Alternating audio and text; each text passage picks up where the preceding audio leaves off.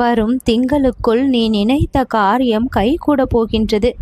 விநாயகனுடைய அருள் பெற்றிருந்தால் வாழ்க்கையில் சாத்தியமில்லாத விஷயங்களும் கூட சுலபமாக சாத்தியமாகும் என்பது உலகறிந்த உண்மை. நீ நினைத்த காரியம் என் மீதான பக்தியை நீ அதிகமாக கொண்டிருந்ததன் காரணமாக விரைவிலேயே இப்பொழுது நான் நடத்தி கொடுக்க போகின்றேன்.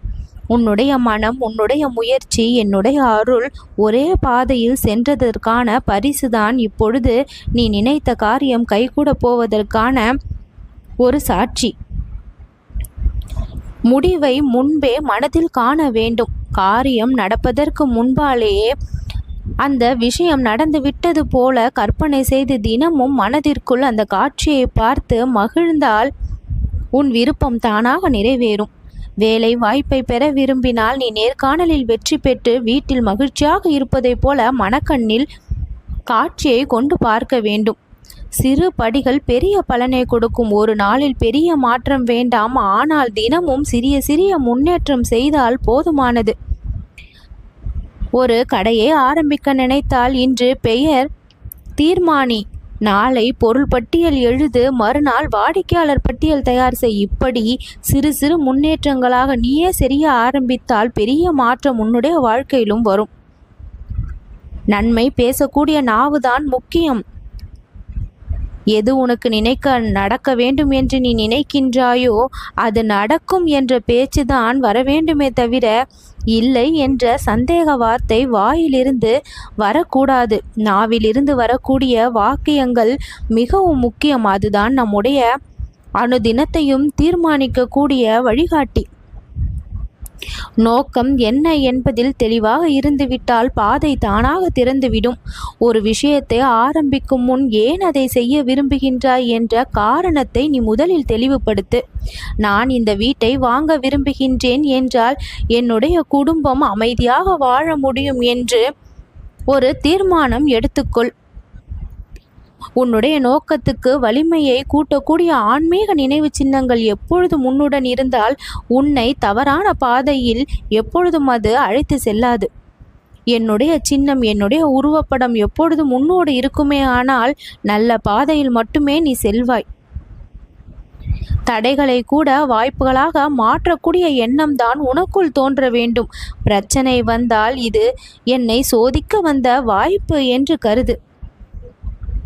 சோதிக்க வந்த வாய்ப்புதானே தவிர உன்னை கீழிறக்க வந்தது கிடையாது. அந்த பிரபஞ்ச சக்தியை உன்னோடு உன் பக்கம் இழுத்து வர தினம்தோறும் எந்த ஒரு விஷயம் நீ நடக்க வேண்டும் என்று நினைக்கின்றாயோ அதற்கு நடப்பதற்கு முன்னாலேயே கூட பிரபஞ்சத்திற்கு நன்றி சொல்லும் பழக்கத்தை வளர்த்துக்கொள். நன்றி சொல்லும் மனப்பான்மை உனக்கு அந்த விஷயத்தை உடனே பெற்றுத்தரும். சிறு பிரச்சனைக்கு கூட கலங்காமல் அமைதியாக அடுத்தபடியை யோசிக்கும் பழக்கம்தான் வேண்டும். மனநிலை தன்மை என்பது மனக்கிளர்ச்சியை விட முக்கியமானது. ஒரு தடையை நான் நீக்குகின்றேன். சரியான நேரத்தில் சரியான கதவை நான் திறக்க வைக்கின்றேன்.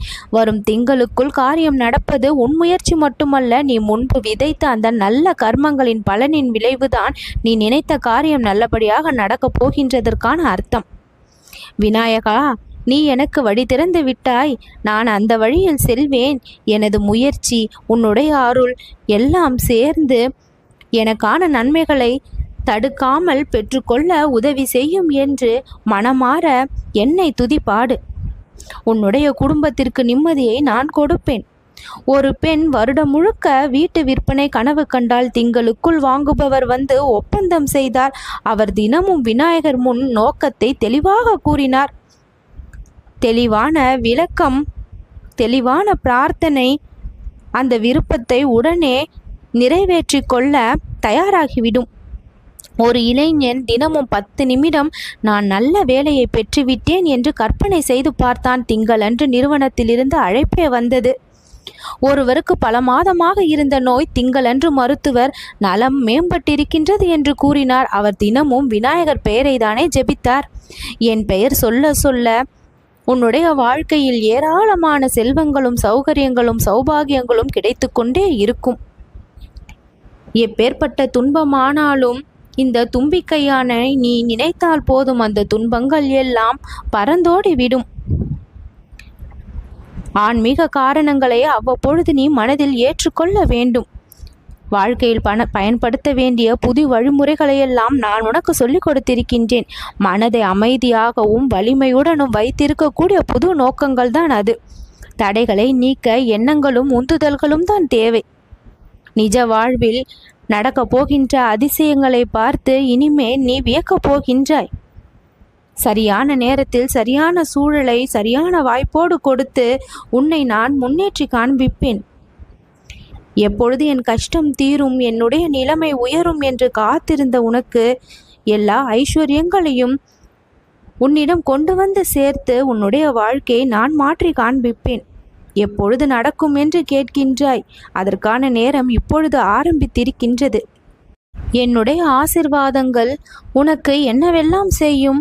உன் மனதிலும் உடலிலும் ஆன்மாவிலும் ஒரு புதிய ஆற்றலை ஊற்றும். அது உன் வாழ்க்கையில் நடந்தேறக்கூடிய அத்தனை விஷயங்களும் மிகப்பெரிய நன்மைகளாக மாறக்கூடிய தன்மையை பெறும். காலத்தால் ஆகாதது இந்த கணபதியை நினைத்தால் ஆகும். எது எல்லாம் முடியாது என்று உன்னால் கைவிடப்பட்டதோ, கை நழுவி சென்ற வாய்ப்புகளோ அல்லது இழந்த சந்தோஷங்களோ அது எல்லாமே இனி மீண்டும் நீ பெற்றிடக்கூடிய அளவிற்கு என்னுடைய ஆசிர்வாதம் அதிர்ஷ்டமாக மாறி உன் வாழ்க்கையில் செயல்பட தொடங்கும். ஒரு அடியை எடுத்து வைக்கின்றாய். ஏதோ ஒரு தடை எங்கிருந்தோ வந்து அந்த செயலை செய்ய முடியாமல் போயிருக்கின்றது. உடனே என்னடா வாழ்க்கை இது என்று தலையில் கை வைத்து அமர்ந்து விட்டாய்.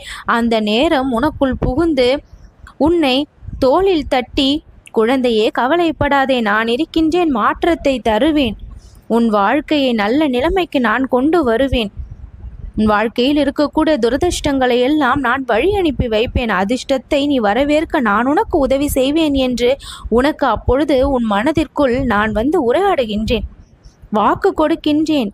அந்த வாக்கு ஒரு பொழுதும் பொய்யாகாது. யாருக்கெல்லாம் இது நடக்கும், என் மீது அதிக பக்தியை நம்பிக்கையை வைத்து இந்த தும்பிக்கை யானை துதிப்பவர்களுக்கு நிச்சயம் நடக்கும். அந்த வகையில் உனக்கு அதிர்ஷ்டம் இருப்பதால் தான், என் ஆசிகள் இருப்பதால் தான் இந்த பதிவை நீ கேட்டுக்கொண்டிருக்கின்றாய். நீ நினைத்த காரியத்தை நடத்தி கொள்ளவும் போகின்றாய்.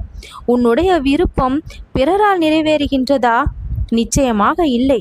உன்னுடைய விருப்பம் உன் மூலமாக இறைவனுடைய அருளோடு சேர்ந்துதான் நிறைவேறுகின்றது. பிறர் யாரும் காரணம் அல்ல. உன்னுடைய துன்பத்திற்கும் பிறர் காரணம் அல்ல, இன்பத்திற்கும் பிறர் காரணம் அல்ல. இரண்டிற்குமே நாம் தான் காரணம். அதை புரிந்து கொண்டால் மன நிம்மதி எப்பொழுதுமே தொலையாது. யார் மீதும் வெறுப்பும் ஏற்படாது, பகைமையும் தோன்றாது.